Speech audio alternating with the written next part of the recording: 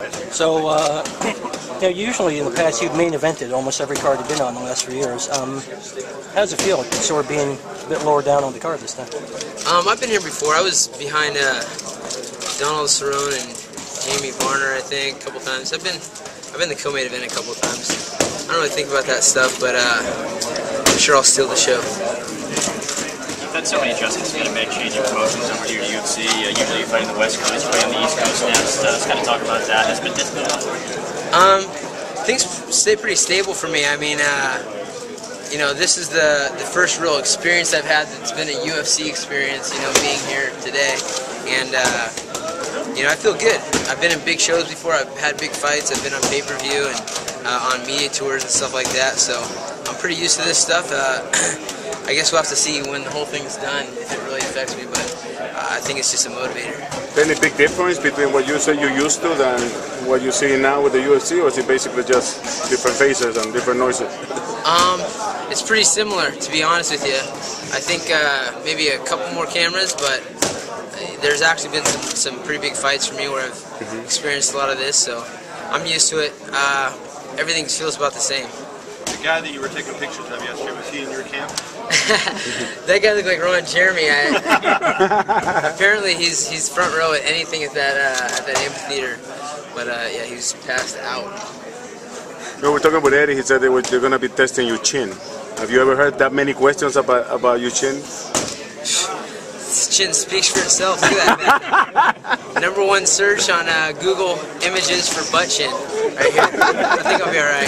Yeah. There was obviously talk of Torres or Cruz for you before Eddie Wineland was thrown into the mix, and some people kind of said they're trying to give Uriah a showcase fight. Is that sort of what you're trying to turn it into? You know, I think Eddie Wineland's just as tough as Cruz or Torres. You know, everything comes down to how much exposure a guy's had, and Eddie Wineland's a guy that finishes fights. He's dangerous, so it is what it is, man. Another guy my exact same size who trains for a living, and I'm just gonna have to beat him up just like anyone else. Is it riskier for you this fight though, because he's not as well known as some of those other guys? I mean, I guess from a media standpoint, but as far as a human being, the risk is about the same. About the same as every day in practice, and that's how I look at things. Look back a couple months, and everyone was wondering how the WEC guys would merge into the UFC. Obviously, the smaller weight class already been some good fights, but the 155-pound guys are really holding their own, winning a lot of fights. Do you have some pride in that for what you meant to the WEC? Yeah, I think so. The fact that the WEC guys are doing great just speaks to the caliber of our organization. But it was the same organization, you know. So Zuffa knows what they're doing. They're getting the best fighters in the world. You know, at the 135, 145, 155-pound weight classes, even 170s, you don't really have a professional outlet for a lot of those athletes. So you're seeing some of the finest athletes in the world, and there's quantity, you know. So they're not playing basketball or football or basketball. These guys are fighters. So it makes sense that there's a ton of good guys at the lower weight classes. Have you talked to the UFC yet about having an event over on the West Coast instead of here on the East Coast? I'm sure they're planning on that. Those guys want to make some money, and there's a ton of cash to be made in the West Coast, especially with the California fighters that we have, and you know, the fan base out there. So I'm sure it'll happen eventually.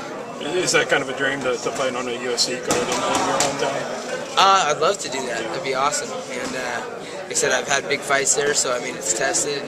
And I think people would be stoked to have a UFC event there. It used to be the Arco, now it's the Power Balance Arena. Are you going to be the only franchise in town?